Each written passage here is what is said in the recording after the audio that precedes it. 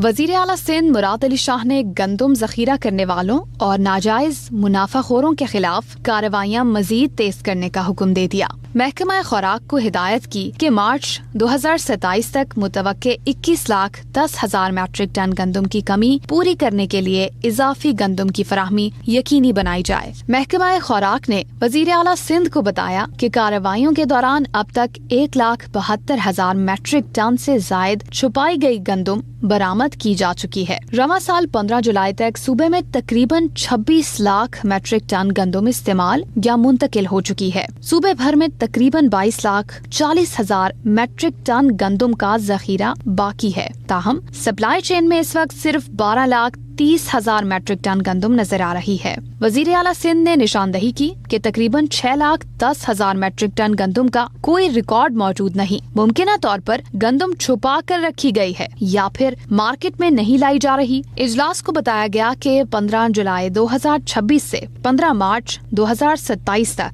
सिंध को तकरीबन 43,50,000 matric ton गंदम दरकार होगी। सूबे को 21,10,000 मैट्रिक टन गंदम की कमी का सामना है। वजीर आला मुराद अली शाह ने हिदायत की कि मार्केट में कीमतों पर कड़ी नजर रखी जाए, मसनूई किल्लत पैदा न होने दी जाए। गंदम के ज़खायर, खरीदारी, कार्रवाइयों और मार्केट के रुझानात से मुतालिक हर 15 रोज बाद रिपोर्ट पेश की जाए।